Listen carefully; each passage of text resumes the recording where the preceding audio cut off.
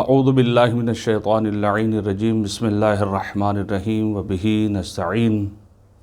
الحمدللہ الذی جعلنا من المتمسکین بولایت امیر المؤمنین علیہ الصلاۃ والسلام۔ اب تمام مومنین و مومنات کو اور تمام جہان اسلام کو عید سعید غدیر کی مبارکباد پیش کرتے ہیں۔ پروردگار عالم نے قرآن مجید میں ارشاد فرمایا ان الدین عند اللہ الاسلام، کہ بہترین اور پسندیدہ دین جو پروردگار عالم کے نزدیک ہے وہ اسلام ہے۔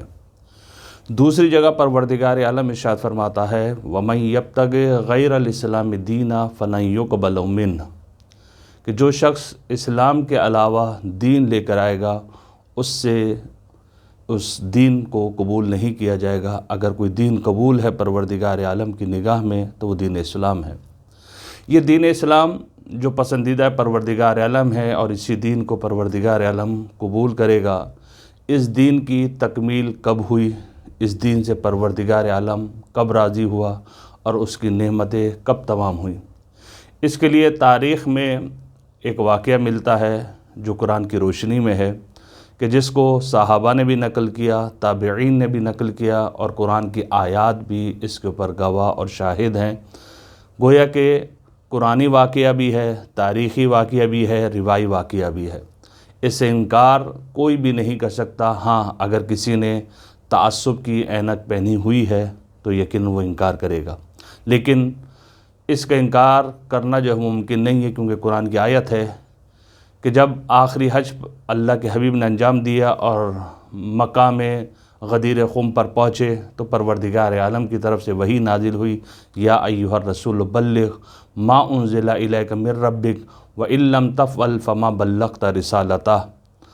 اب یہ پیغام جیسے ہی پہنچا کہ تبلیغ کرنی ہے جو پروردگار عالم کی طرف سے تم پر نازل کیا گیا ہے، اگر یہ کام نہ کیا کہ گویا کہ رسالت کا کوئی کام تم نے انجام نہیں دیا۔ تو عزیزان گرامی، اللہ کے حبیب نے یہ کام انجام دیا کہ جو لوگ آگے چلے گئے تھے ان کو پیچھے بلایا گیا، اور جو پیچھے رہ گئے تھے ان کا انتظار کیا، اور پھر ایک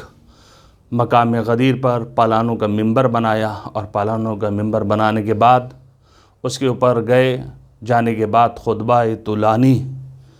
ارشاد فرمایا، اور اس میں اپنے ہاتھوں پر بلند کر کے من کنت مولا فہذا علی مولا کا اقرار کیا، اور لوگوں سے اقرار لیا بھی صحیح۔ جہاں پر یہ پیغام پہنچایا من کنت مولا فہذا علی مولا، وہیں پر جو ہے لوگوں سے اس کے بعد جو وہ اقرار بھی لیا گیا۔ تو عزیزان گرامی، آیت، پھر خطبہ پیغمبر اکرم اور یہ روایت، اور اس کے ساتھ بعد جو ہے پروردگار عالم کی طرف سے آیت نازل ہو رہی ہے الیوم اکملت لکم دینکم، آج تمہارے دین کو پروردگار عالم نے جب وہ کامل کر دیا، ورضیت لکم الاسلام دینا، اور وہ دین جو پسندیدہ پروردگار عالم ہے اس دین سے پروردگار عالم جو ہے وہ راضی بھی ہو گیا، اور نعمت پروردگار عالم کی جو وہ تمام ہو گئی۔ عزیزان گرامی، اگر اس واقعے قرآنی کو اگر دیکھیں کہ آیت، پھر پیغمبر کی روایت خطبہ طولانی، اور پھر آیت، اور اس کے بعد پھر ایک واقعہ ملتا ہے حارث بن نعمان فہری کا، جس کے لیے سورہ معارج میں ارشاد رب العزت ہے سأل سائل بعذاب واقع، کہ ایک سائل نے عذاب کے نازل ہونے کے بارے میں سوال کیا، پوچھا، اور سائل یہ کہہ رہا ہے اے اللہ کے حبیب، یہ جو آپ نے علی کو مولا بنایا ہے یہ آپ کی طرف سے ہے، یہ پروردگار عالم کی طرف سے ہے؟ تو ایک مرتبہ اللہ کا حبیب وہ ہے کہ جو وما ینطق عن الہوی ان ہو الا وحی یوحی کا مصداق ہے، کہ جو وحی کے علاوہ کچھ گفتگو نہیں کرتا۔ پروردگار عالم کی طرف سے آیات آئی ہیں،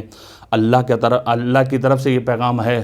جو میں نے اپنی طرف سے نہیں، پروردگار عالم کی طرف سے بیان کیا ہے۔ تو اس نے سأل سائل بعذاب واقع، عذاب کے نازل ہونے کے بارے میں سوال کیا، عذاب نازل ہوا اور آسمان سے پتھر آیا اور اس کے سر پر لگا اور وہ واصل